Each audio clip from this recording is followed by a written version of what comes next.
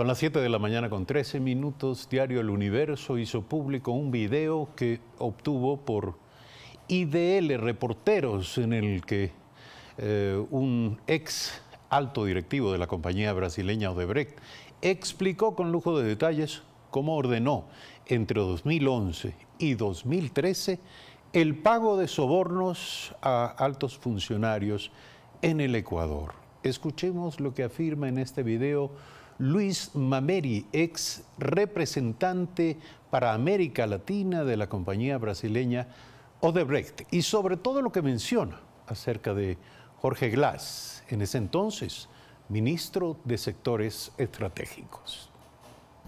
Em meados de 2011, o senhor José Conceição, naquela época diretor superintendente do Equador, meu subordinado, me informou que havia sido procurado por um interlocutor do então ministro Jorge Glass, que posteriormente veio a ser vice-presidente da República, indicando que deveria ser pago ao ministro, já um ajuste realizado por ele, 1% sobre o valor de todos os contratos obtidos no âmbito do Ministério de Setores Estratégicos ou coordenador dos setores estratégicos daquele país, ocupado na época pelo senhor Jorge Glass. José Conceição, eu discuti com ele, se eu me lembro, a real necessidade desses pagamentos, se era efetivamente necessário realizá-los.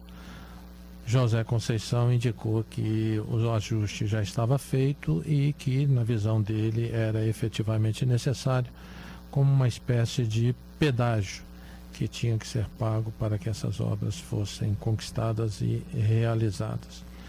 Quando demandado pelo senhor José Conceição, isso entre 2011 e 2013, realizei as autorizações correspondentes através de e-mails criptografados, utilizando este sistema que eu comentei no meu depoimento do anexo 1 que existia, chamado MyWebDay. Para a realização, autorizei para que esses pagamentos fossem realizados. 7 de la mañana, 16 minutos, una especie de peaje. Arturo Torres, periodista cofundador del portal de investigación Código Vidrio, se encuentra esta mañana aquí. Este portal de investigación, su grupo, su equipo periodístico ha seguido muy de cerca y ha llevado a cabo un proceso sostenido de investigación en torno a este y algunos otros casos. Buen día, gracias por estar aquí. Lo revelado por el señor Luis Mameri, el ex vicepresidente de Odebrecht para América Latina, ¿añade elementos nuevos a la investigación en torno a este caso de corrupción? Buen día. Muchas gracias, Eduardo. Buenos días a toda la audiencia. Efectivamente, creo que es una ficha más que encaja básicamente en el patrón de corrupción que montó Odebrecht en toda la región y específicamente en Ecuador, donde de alguna forma se estaba poniendo en duda desde funcionarios del gobierno anterior que el caso sea sólido, ¿no es cierto? Porque no había la prueba del cheque o del pago al entonces vicepresidente Jorge Glass o a su tío, pero nosotros vemos que se va configurando un panorama que es mucho más complejo que un pago, porque eso es como solamente una de las fichas de este rompecabezas. Este testimonio de Mameri, que es el alto directivo de Odebrecht, sobre Concienzao Santos, que era el operador en Ecuador, básicamente lo que hace es ratificar que había un acuerdo, ¿no es cierto? Y ese ha sido un esquema constante en todos los países. Había un acuerdo que se realizaba con los funcionarios que tomaban las decisiones para asignar contratos, para presionar para que se entreguen contratos. En este caso, el ex vicepresidente recibía, según entonces ministro de Sectores Estratégicos, recibía, según este testimonio, 1% de comisión por facilitar la entrega de estos contratos de algunos proyectos en los que estaba trabajando Odebrecht. Dejando volar la capacidad de cálculo de cuánto dinero estamos hablando, ¿qué es el 1% sobre lo gastado o lo decidido, lo contratado con Odebrecht desde el Ministerio coordinador de sectores estratégicos en ese tiempo? Bueno, creo que hablamos de decenas de millones de dólares, de contratos, cientos de millones en realidad.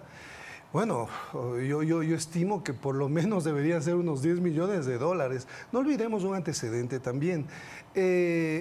Se hablaba concretamente del excontralor Pollitt, que también cumplió un papel importante en este esquema, que habría recibido un pago de 10 millones de dólares, ¿no es cierto?, por coimas. Ahí ya se especificó el detalle.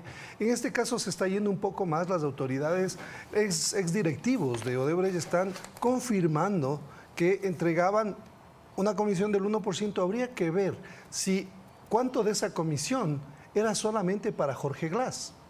O sea, cuánto él tenía además que repartir, porque no nos olvidemos que uno de los patrones que uno ve en este sistema de corrupción cuasi científico es que funcionaba en sistema, ¿no? O sea, necesitas de otras autoridades que deben conocer, otros funcionarios que también deben entrar en el reparto de estas coimas, que obviamente también tienen que ser confirmadas y judicializadas en el Ecuador, que es otro tema que llama la atención. Ahora, precisamente hablando de las implicaciones y de las relaciones con otros factores y personajes, el mismo señor Mameri, en una parte de su testimonio, que no es la que acabamos de ver, menciona que él finalmente autorizó, por pedido del señor Concienzado Santos, autorizó el pago reclamado, demandado, porque el origen de todo esto es una demanda de pago, es un requerimiento de pago que sale del Ecuador. En este caso no se inició, según su testimonio, por iniciativa de Odebrecht, sino por iniciativa del entonces ministro de Sectores Estratégicos, quien hizo conocer a la compañía a través de José Concienzado que debía pagar esta suerte de peaje del 1% por todos los contratos que pasaban por esa cartera de Estado. Pero lo que añade el señor Luis Mameri es que el dinero autorizado para el pago de este peaje fue a parar a la cuenta de Glory International. Exactamente la misma empresa, con implicaciones en el caso del tío del señor Jorge Glass. Esto ya va, en su opinión, armando un rompecabezas, las piezas van cayendo en su sitio para entender cuál era la trama. Así es, completamente. Cuando nosotros vemos que Glory International se convierte en esta especie de puente, o mejor dicho, de una especie de offshore, ¿no? Es un sitio donde es una empresa que recibe todo tipo de pagos por diferentes motivos. El antecedente sobre este caso es, básicamente se habla que también por ahí pudieron haber pasado pagos de coimas por contratos con los chinos, que eso todavía está por investigarse. Pero vemos que el esquema era básicamente, recordemos lo de Telconet, por ahí pasaron los pagos también que el directivo de esa empresa, Tomislav Topic, acaba de admitir, como que, o sea, esa plata de pronto le llegó a sus cuentas a través de Glory y, bueno, pasaron muchos años y este despiste, ¿no es cierto?, contable, en este caso de Telconet, él admite que esa plata no correspondía a ningún pago concreto, entonces también se presume que era un pago de coimas que a la vez debe ser reconfirmado por la Fiscalía. Pero a mí lo que más me llama la atención es, teniendo todos estos nexos, porque una cuestión que nosotros hemos establecido periodísticamente es que hay muchos personajes, muchas operaciones que ya la Fiscalía debió haber adelantado. No olvidemos que este caso ya vamos cerca de 2 años de investigación. ¿Qué ha hecho la Fiscalía más allá de las delaciones? ¿Qué conexiones ha establecido? ¿Cuánto de la información que debe realmente recabar ha recabado? Entonces, también tenemos un antecedente que se vuelve estructural en el tema de la investigación fiscal. Porque cada uno de los fiscales, lo que ha hecho los 2 primeros fiscales, han sacado el cuerpo del tema, pese a que ya tenían información. La declaración de Mameri, entiendo que está en la Fiscalía como una cooperación internacional hace algún tiempo.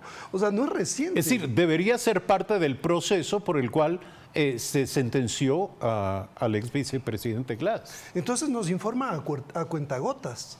Yo creo que también debería investigarse la actuación de los fiscales, cómo ellos manejaron este tema, cómo ellos han ido sesgando aparentemente la investigación y solamente enfocando la responsabilidad sobre ciertos personajes, ¿no es cierto?, como para aplacar la opinión pública y calmar un poco las aguas. Eso es muy importante porque la Fiscalía no nos da confianza sobre la forma en que, como digo, periodísticamente se ha establecido que hay otros personajes que todavía no están involucrados, ni han sido llamados, ni están implicados formalmente en este tema, y se ha descubierto periodísticamente que son por lo menos más de 10 personajes que podrían aportar con más pruebas, más elementos que permitan tener claridad sobre el alcance de este sistema de coimas relacionado con la empresa Odebrecht. Ha sido todo dicho, todo conocido, pero sobre todo ha sido todo procesado adecuadamente de acuerdo a las leyes y a la justicia del país. Arturo Torres, periodista, cofundador del portal de investigación periodística Código Vidrio, esta mañana aquí en Primera Impresión. Gracias por aceptar esta invitación. Muchas gracias, Eduardo. Hacemos un brevísimo corte, regresamos de inmediato con nuestro próximo invitado, Joaquín Viteri, presidente del Tribunal Contencioso Electoral. Ya volvemos.